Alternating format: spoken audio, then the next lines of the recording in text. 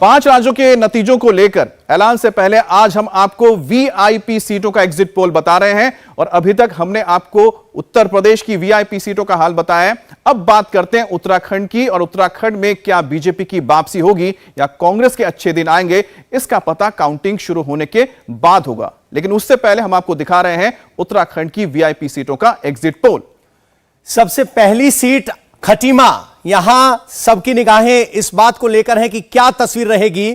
खुद मुख्यमंत्री यहां से मैदान में हैं, पुष्कर सिंह धामी हैं, उनका सामना कांग्रेस के भुवन कापड़ी से है और यहां बीजेपी जीत रही है। मुख्यमंत्री का चेहरा क्लियर कट विनर है, इसमें कोई शंका नहीं। अगली सीट जरूर आप एक बार दिखा देते हैं, इस पर फिर चर्चा करेंगे क्योंकि इसमें ज्यादा अगली बड़ी सीट है लालकुआं। हरीश रावत और मोहन सिंह बिष्ट के बीच मुकाबला है और यह सीट कांग्रेस जीत रही है, यानी दोनों तरफ से कद्दावर नेता हैं अमित। तो इन दोनों चेहरों पे शायद कोई कंफ्यूजन डिस्कशन तब होता जब इनमें कुछ उल्टा असर होता, लेकिन यहां दोनों प्रिडिक्टेबल हैं। सर, दोनों की सीटों में जीतने में कोई शंका? या निश्चित तौर पर दोनों सीटों में से किसी भी सीट पे कोई सरप्राइज नहीं। जो एग्जिट पोल के नतीजे हैं वैसे ही नतीजों में भी कन्वर्ट होंगे। और खटीमा को लेकर निश्चित तौर पर कुछ बातें ये कही जा रही थी चुनाव के दरमियान कि शायद मुख्यमंत्री दबाव में हैं, और वो इस बात से दिख रहा था कि मुख्यमंत्री ने वहाँ पर 3-4 दिन लगातार कंसंट्रेट किया। लेकिन जो विक्ट्री होगी बहुत कंफर्टेबल विक्ट्री होगी। और उत्तराखंड के लिहाज से अगर आप बात करें तो 5 से 7 हज़ार की जीत अच्छी जीत मानी जाती है, क्योंकि वहाँ पे इतने बड़े विधानसभा क्षेत्र नहीं होते जनसंख्या के लिहाज से। और वैसी ही जीत की उम्मीद खटीमा में हो रही है बीजेपी को, और दूसरी तरफ लालकुआं में हरीश रावत का भी वैसे ही कंफर्टेबल विक्ट्री। हरीश रावत की सीट बदली थी सर।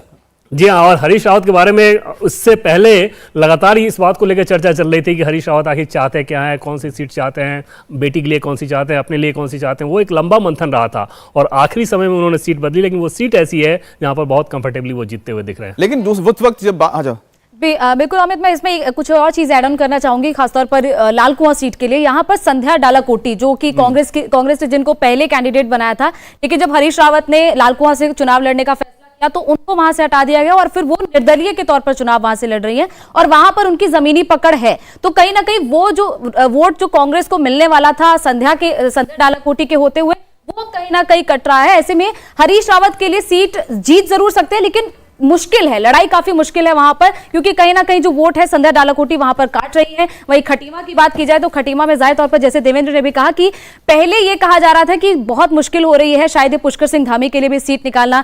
2 बार वहां से जीत तो चुके हैं, लेकिन इस बार एक ये नैरेटिव जरूर गया है कि मुख्यमंत्री, क्योंकि प्रोजेक्शन मुख्यमंत्री का अगर कहें तो वो कहीं ना कहीं दिख रहा है कि वहां पर मुख्यमंत्री अगर बीजेपी जीती है तो पुष्कर सिंह धामी अगर बन सकते हैं, तो वो प्रोजेक्शन लोगों के बीच में गया है। तो ये भी हो गया कि मुख्यमंत्री कहीं का भी होगा बनेगा, लेकिन कहां का? कुमाऊं का। कुमाऊं और गढ़वाल की संघर्ष आप ढूंढ रहे हैं। आप फिलहाल चौबट्टा खाल की बात कर लेते हैं, जहां सतपाल महाराज और केसर सिंह नेगी मैदान में हैं और यहां सतपाल महाराज बीजेपी से जीत सकते हैं। सतपाल महाराज लगातार यहां से जीतते रहे हैं, तो कोई बड़ा सरप्राइज यहां भी नहीं है। तो वीआईपी सीटों में यह स्थिति है। हरिद्वार की बात करते हैं, हर की पौड़ी पर किसका राज होगा? मदन कौशिक वर्सेस सतपाल ब्रह्मचारी हैं और यहां भी बीजेपी का पलड़ा भारी है। एग्जिट पोल बीजेपी के पक्ष में है। और एक अगली सीट और ले लेते हैं, श्रीनगर, धन सिंह रावत वर्सेस गणेश गोदियाल, ये तस्वीर है। और यहां अगर श्रीनगर की बात करेंगे तो बीजेपी जीत रही है। सर देवेंद्र, इस पे जो हम बात कर रहे हैं कि जिस तरह से हमने देखा सतपाल महाराज हो, इनकी भी बात आ रही थी चीजें कि आप बीजेपी में रहेंगे या फिर वो चले जाएंगे, तो कुल मिला के क्या लग रहा है कि जो नाम हमने देख रहे हैं बहुत ज्यादा सरप्राइजिंग तो दिख नहीं रहा है कुछ भी। अमित, उत्तराखंड में जितने मंत्री हैं एक भी मंत्री आपको ऐसा नहीं दिखेगा जो कि चुनाव हारता हुआ नजर आए। वो एक पहली चीज रहेगी। जैसे सतपाल महाराज की आप बात करें या धन सिंह रावत की सीट पे अभी हम लोग बात कर रहे थे, धन सिंह रावत के बारे में भी वैसी स्थिति है श्रीनगर की सीट पे। हालांकि उनके सामने कांग्रेस के प्रदेश अध्यक्ष हैं, लेकिन मुकाबले में बहुत बड़ा फर्क नजर आ रहा है। उत्तराखंड अपने मंत्रियों को कम से कम इस बार सरप्राइज देने नहीं जा रहा है। हाँ, इतना जरूर है कि सरप्राइज आपको इस रूप में दिखेगा जो कि पहले भी उत्तराखंड में दिखते रहा है कि कुछ निर्दलीय, कुछ बीएसपी कैंडिडेट होंगे जो कि हरक सिंह रावत का जाना क्या बीजेपी को कुछ डैमेज किया है? ऐसा कुछ लगता है नहीं? बिल्कुल नहीं। और हरक सिंह रावत के लिए अपना नुकसान जरूर हो गया कि जिस स्थिति में अभी हैं वो आप देखें कि अगर कांग्रेस की सरकार आ गई तो कांग्रेस की सरकार आने के बावजूद कांग्रेस इस बात को भूलेगी नहीं कि कांग्रेस पार्टी की सरकार को आपने गिराया था। दूसरी तरफ बीजेपी की सरकार आ गई तो आप अंदाजा लगाइए कि वो कहाँ है। तो निश्चित तौर पर हरक सिंह रावत के बारे में ये माना जा सकता है कि उनसे एक बड़ी राजनीतिक गलती हुई है इस बार के चुनाव को लेकर।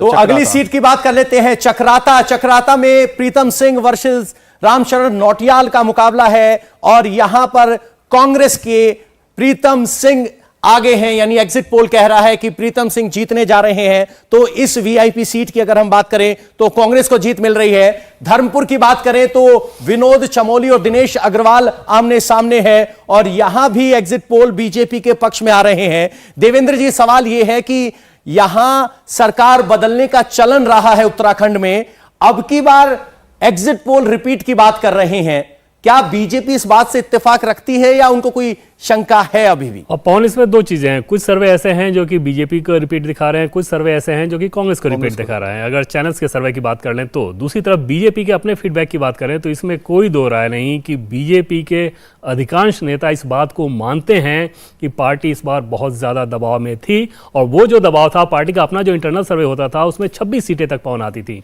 कि 26 से 27 पे जाके बीजेपी फंसती हुई दिख रही थी।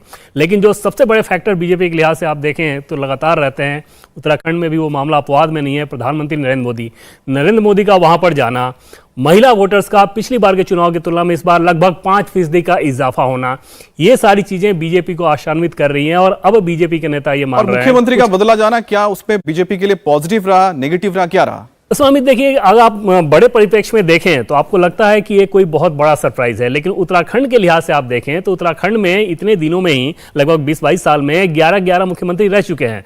तो वहां पे उत्तराखंड की जनता के लिए एक सामान्य सा चलन रहा है। इसमें कोई दो राय नहीं कि बीजेपी के साथ जो हुआ उसका नुकसान हुआ है पार्टी को। खासतौर पे जो त्रिवेंद्र सिंह रावत और तीरथ सिंह रावत के बीच का जो पूरा कार्यकाल रहा, उन दोनों के बीच में बहुत नुकसान हुआ है। पुष्कर सिंह धामी जब आए तो इन्होंने बहुत हद तक कंट्रोल किया है, लेकिन समय बहुत कम था इनके पास।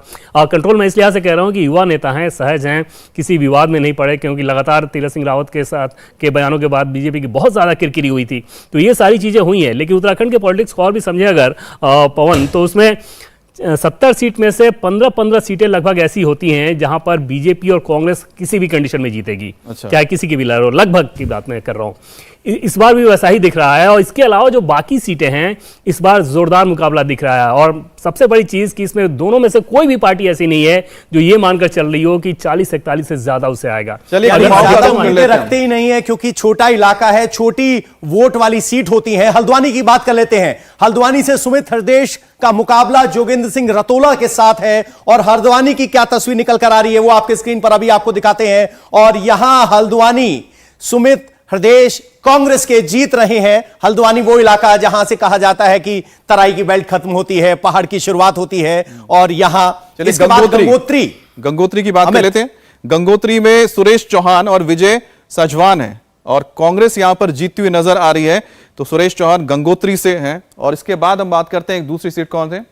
अच्छा, हम जो एक चीज बता रहे हैं कि हल्द्वानी हो, कुमाऊं या गढ़वाल, मतलब कुल मिला के गढ़वाल, और अगर बात की जाए कुमाऊं की तो यहां पर भी कुछ ऐसा है कि जहां पर बीजेपी स्ट्रांग है, कांग्रेस स्ट्रांग है, या बीजेपी वीक है या कांग्रेस स्ट्रांग है, ऐसा कुछ शिफ्ट हुआ? अलबत्ता अगर पूरे उत्तराखंड को देखें तो उसको 3 फैक्टर में अगर आप समझें कि एक कुमायूं, दूसरा रीजन है गढ़वाल और तीसरा रीजन है जो तराई का इलाका। रीजन वाइज अगर समझें तो गढ़वाल में बीजेपी बहुत अच्छा कर रही है और उसके पीछे बड़ी वजह यह है कि बीजेपी का अधिकांश काम जो है वो आपको गढ़वाल में दिखता है। जैसे मंदिर सारे जो मठ हैं वो सब गढ़वाल रीजन में पड़ते हैं। अधिकांश बड़े नेता या बड़े लोग की बात कर रहे हैं, चाहे आप एनएसए की बात कर लें, एक्स सीडीएस विपिन रावत की बात कर रहे हैं, विपिन रावत की बात कर, वो सब गढ़वाल से हैं। तो वो गढ़वाल में बीजेपी एक बार फिर से बहुत ज्यादा मजबूत दिखाई दे रही है।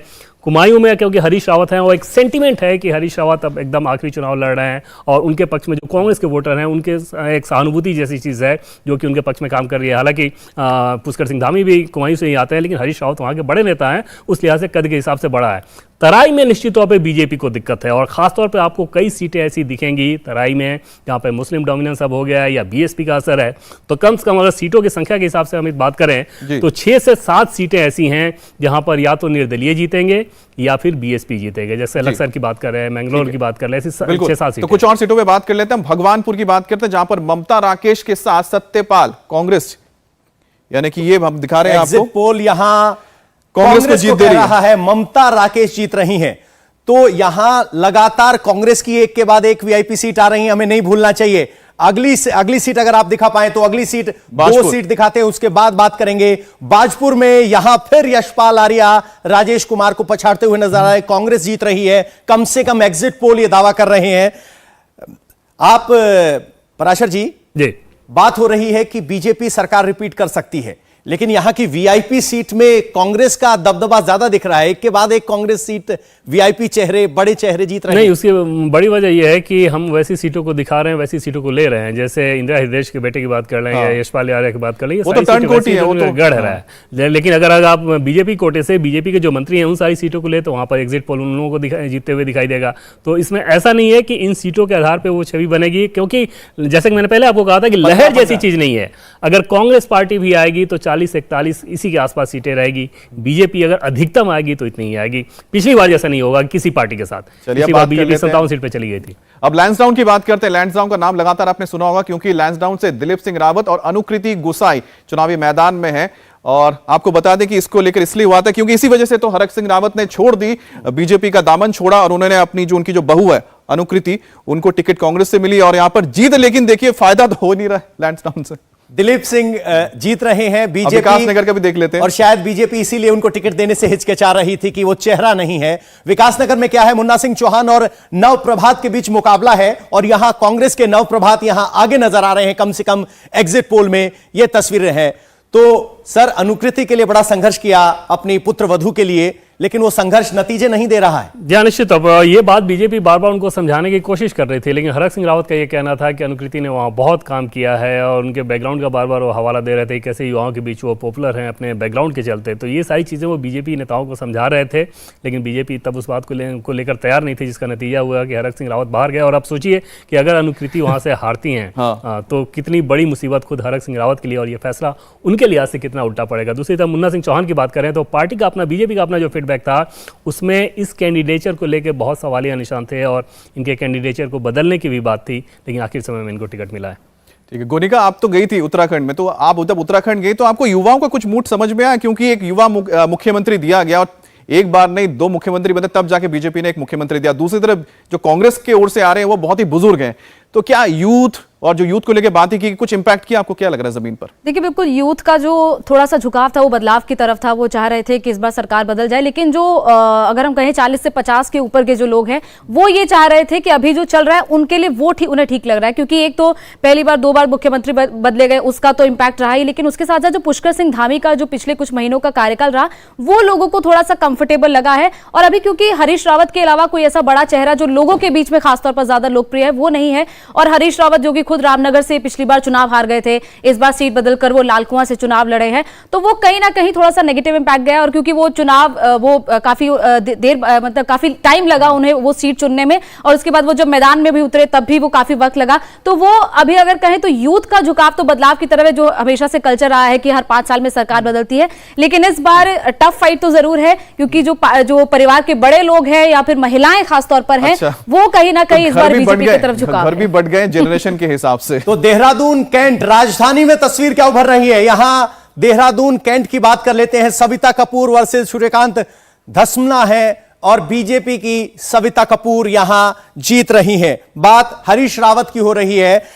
पराशर जी, हम आपसे जानना चाहते हैं, हरीश रावत पहले कांग्रेस में संघर्ष करते नजर आए कि पहले मुझे चेहरा बनाइए, क्या वो संघर्ष भी नतीजों में कोई असर डालेगा या वो बात वहीं खत्म हो गई जब हरीश रावत को कमान दे दी गई? नहीं, बिल्कुल खत्म नहीं हुई, क्योंकि कमान सिर्फ चुनाव लड़ाने को लेकर दी गई थी और आगे क्या होगा, कांग्रेस के अलग अलग गुट लगातार इस बात को लेकर कोशिश कर रहा था कि ऐसा समीकरण अभी ना बन जाए जिसका आगे जाके हमें इसका नुकसान उठाना पड़े। और ये सिर्फ कांग्रेस पर लागू नहीं है, ये बीजेपी पर भी लागू है। आपने देखा होगा कि बीजेपी के कैंडिडेट ने चुनाव के ठीक बाद बीजेपी के प्रदेश अध्यक्ष मदन कौशिक पर आरोप लगाया कि 4 से 5 सीटों पे इन्होंने हरवाने की कोशिश की है। तो कुल मिलाकर भीतरघात वाली जो समस्या आमतौर पे उत्तराखंड में रहती है, लेकिन इस बार बहुत ज्यादा चटक रंग में थी। और कांग्रेस का जो नेतृत्व की जो उनकी समस्या है, एक बार जब नतीजे आ जाएंगे तो उसके बाद फिर आप अगर उनके पक्ष में रहता है तो वो समस्या दिखेगी आपको, और इसका असर चुनाव पे भी रहा था। अच्छा, क्या जो आप भीतरघात की बात करें, क्या ये दिक्कत उसमें बीजेपी को आई क्योंकि 2 मुख्यमंत्री बदले गए थे? क्या उसको लेकर भी कहीं पर था, कहीं अनरेस्ट? मुख्यमंत्री को लेकर नहीं था, क्योंकि जैसे त्रिवेंद्र सिंह रावत की बात करें या तीरथ सिंह रावत की बात करें, तो तीरथ सिंह रावत के केस में उनको पता है कि उनको एक मौका मिल गया था और अब उनको हटा दिया गया, अब दोबारा कभी भी वो सीन में नहीं आ सकते। तो और दूसरी उनकी ऐसी स्थिति नहीं कि वो भीतरघात कर सके, इतना मजबूत नहीं है वो क्षेत्र में।